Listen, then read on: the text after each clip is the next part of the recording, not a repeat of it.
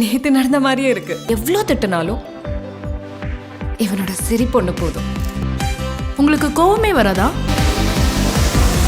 உனக்கு கோவம் வரும்? நம்ம ஜெயம் ரவி நம்ம ரவி மோகன் வந்து இப்போ புதுசாக ஒரு புது ஜேர்னலுக்குள்ளே கால் எடுத்து வச்சுருக்காரு. அது உங்கள் எல்லாருக்குமே தெரிஞ்சிருக்கும். நான் லேட்டாக தான் வீடியோ போட்டுட்ருக்கேன். அவர் புதுசாக ஒரு ப்ரொடக்ஷன் கம்பெனி ஒன்று ஆரம்பிச்சிருக்காரு. அது ஆரம்பித்ததை வச்சு ஒரு கிராண்டாக ஒரு ஃபங்க்ஷன் மாதிரி ரெடி பண்ணியிருந்தாங்க. அதுக்கு எல்லாருமே வந்திருந்தாங்க. அதுக்கு வந்து நிறையா ஃபன்லாம் போயிட்டு இருந்துச்சு. நம்ம சிவகார்த்தியன்லாம் வந்து நிறையா பேசியிருந்தாரு. அது மட்டும் இல்லாமல் நிறைய பேர் நிறைய பேசியிருந்தாங்க. பட் ஆனால் நம்ம அதை பற்றி ரொம்ப டீப்பாலாம் போக வேணாம். ஏன்னா நிறைய வீடியோ போட வேண்டியது பெண்டிங் இருக்குது. அதை நான் இன்னும் போடலை. பட் இருந்தாலுமே வந்து இவங்க ஆரம்பித்தப்போ வந்து சிவகார்த்திகேயன் ப்ளஸ் கார்த்தி இவங்கலாம் ரொம்ப நிறைய பேசியிருந்தாங்க. பட் அதை பற்றி ஃபுல் வீடியோ வேணும்னா நீங்கள் கமெண்ட்டில் சொல்லுங்கள். கண்டிப்பாக வந்து அந்த கிராண்ட் அந்த ஒரு ஃபங்க்ஷனை வந்து நடத்தினதை ஃபுல்லாக பேசிடலாம். இனிமே இவனும் நானும் மட்டும்தான். Love you baby. இப்போ இந்த வீடியோ வந்து அந்த கிராண்ட் ஃபங்க்ஷனை பற்றி கிடையாது. இவர் அந்த கிராண்ட் ஃபங்க்ஷனில் என்ன பேசியிருந்தாருன்னா அவரோட ப்ரொடக்ஷன் வெளில வர முதல் படத்தை பற்றி. அவனை நான் ஃப்ரெண்டா தான் பாக்குறேன். ஆனா அவன் தான் என்ன வைஃபா பாக்குறான். இதை அந்த டீம் வந்து ஒரு அனௌன்ஸ்மெண்ட் வீடியோவை தான் விட்டுருந்தாங்க. அது எப்படின்னா வச்சுக்கோங்க, ப்ரோ கோட் படம் தான் இந்த படம். இந்த படத்தை பற்றி அவங்க என்ன டேரெக்டாக சொல்ல வராங்கன்னுலாம் தெரில. பட் ஆனால் ஒரு 3 கேரக்டர் அவங்களுடைய ஒரு தனித்தன்மையை வந்து இழந்து நிற்கிறாங்க. அது யாரால அப்படின்னு பார்த்தா அவங்க ஃபேமிலியில் இல்லை, அவங்களுடைய ஒய்ஃப்னால. கால் பண்ணனா அவன் எங்க என்ன வேலையில இருந்தாலும் ஃபர்ஸ்ட் கட் ஆகிறதுக்குள்ள என் முன்னாடி வந்து நிக்கிறான்டி. இந்த படத்தை பற்றி நம்ம பின்னாடி நிறைய பேசிக்கலாம். பட் ஆனால் அந்த படத்தை பற்றி பேசுறதுக்கு முன்னாடி இந்த ஒரு லைஃப் இன்சிடெண்ட்டை பற்றி எடுத்த மாதிரி தான் இருந்துச்சு.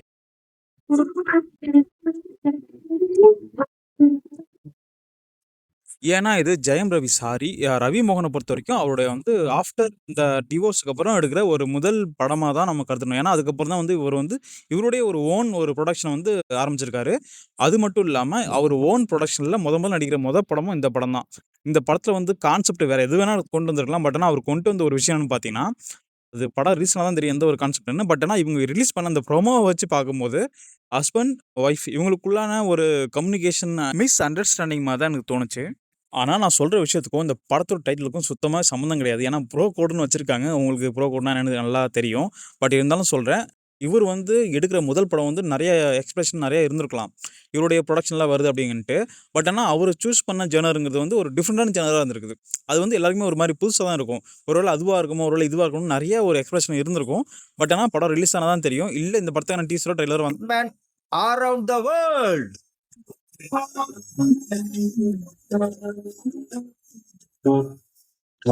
தான் தெரியும். ஆனால் பட் இவருடைய ஒரு ப்ரொடக்ஷனில் வர ஒரு படத்துக்கு இவர் வந்து நிறைய கவனம் அதிகமாக செலுத்தி தான் பண்ணுவார்.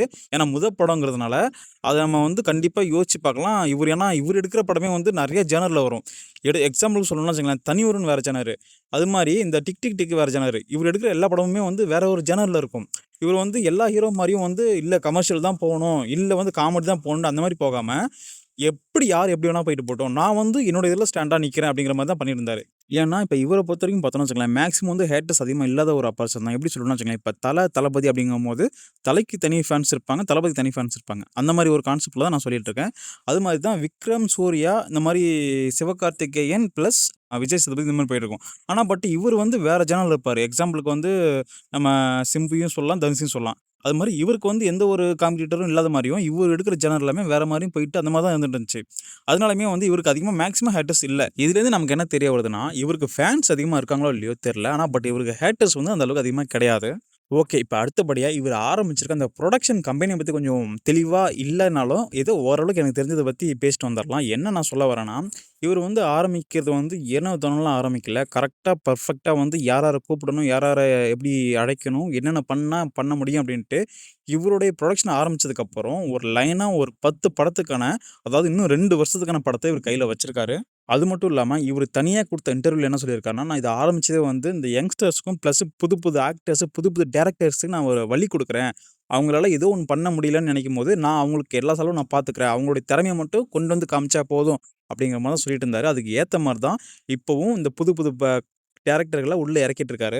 பட் ஆனால் இருந்தாலும் நான் எதிர்பார்த்தது என்னென்னா, நான் மட்டும் இல்லை, நிறைய பேர் எதிர்பார்த்துருப்பாங்க. நீங்கள் எதிர்பார்த்த ஆளாக இருந்தால் கமெண்டில் சொல்லிட்டு போங்க. நான் இப்போ என்ன சொல்ல போகிறேன்னா, எடுத்த உடனே தனி ஒருவன் 2 யார் பண்ணுவா, எப்படி இருக்கும் அப்படின்னு தான் எதிர்பார்த்துருப்பாங்க. அது மட்டும் இல்லாமல் இவர் வந்து ப்ரொடக்ஷன் புதுசாக ஆரம்பிச்சிருக்காரு. இவரோட அண்ணன் தான் அந்த படத்துக்கான டைரக்டர். அப்போ முதல்ல வந்து ஒரு படமே சக்ஸஸ் படமா இருக்கணும் அப்படின்னு தான் எல்லாருமே ஆசைப்படுவாங்க.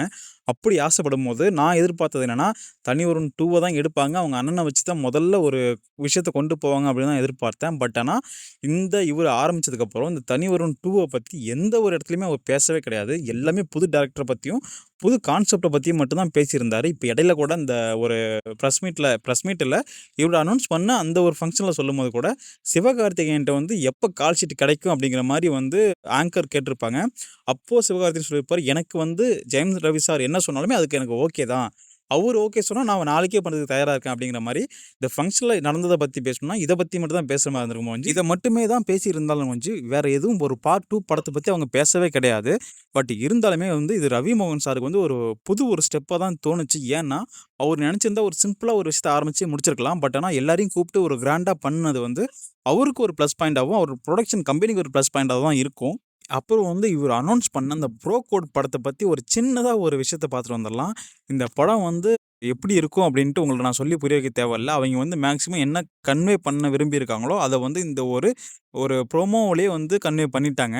அதுக்கு ஏத்த மாரி தான் அந்த பழைய சாங் ஒண்ணு போட்டு, இந்த மாரி ஒரு ஜானர் இப்படிதான் இருக்கும்னு காமிச்சிருக்காங்க. பட் ஆனா இந்த கோட் ஷூட்டு இந்த மாரி ஒரு கிராண்டான ஃபங்ஷன் இதெல்லாம் பார்க்கும்போது வந்து, இது வந்து ஒரு ஃபேமிலி மட்டும் ஃபேஸ் பண்ணி இருக்காது. கண்டிப்பா இதுல ஒரு ஆக்ஷனும் இருக்கும்.